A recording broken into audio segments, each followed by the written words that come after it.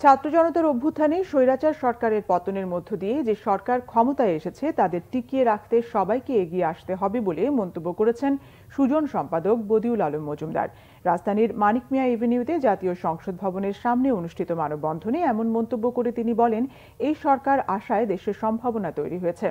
সরকারের বিরুদ্ধে ষড়যন্ত্র অব্যাহত রয়েছে, এই ব্যাপারে সবাইকে সজাগ থাকতে হবে। এ সময় তিনি দুর্নীতি, ভোটাধিকার হরণ, গণহত্যার বিচারের দাবি জানিয়েছেন। মানববন্ধনে স্থানীয় সরকার বিশেষজ্ঞ ডক্টর তোফায়েল আহমেদ বলেন, গণ অভ্যুত্থানে স্বৈরাচার সরকারের পতন হয়েছে, এখন সবাইকে যার যার অবস্থান থেকে গঠনমূলক কাজ করতে হবে। বাংলাদেশ দিয়ে ভারত ও পাকিস্তানের মিডিয়ায় অপপ্রচার হচ্ছে জানিয়ে উদ্বেগ প্রকাশ করেন তিনি। এই ছাত্র তরুণদের নেতৃত্বে আপামর জনসাধারণের সম্পৃক্ততায় যে আন্দোলন হয়েছে, তার ফলশ্রুতিতে যে স্বৈরাচারী সরকারের পতন ঘটেছে, যে নূতন সম্ভাবনার দ্বার ঘটেছে, সেটা যেন আবার চিন্তায় না হয়ে যায়।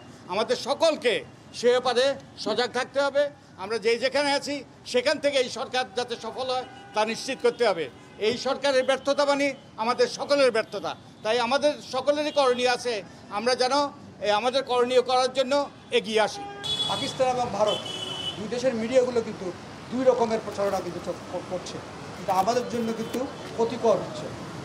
ভারত তো একভাবে করে শুধু সাম্প্রদায়িকতার বিষয়টাকে সামনে নিয়ে এসে এমনগুলো কথা বলছে, এমন কিছু ছবি দেখাচ্ছে, অনেক ফেক ছবি আছে। আমি আমাদের ভাই যারা হিন্দু বৌদ্ধ খ্রিস্টান পরিষদে আছেন তাদেরকেও বলবো, আপনারা সঠিক তথ্যগুলো দিয়ে সঠিক কোন জায়গায় কী হয়েছে এগুলো তুলে ধরুন।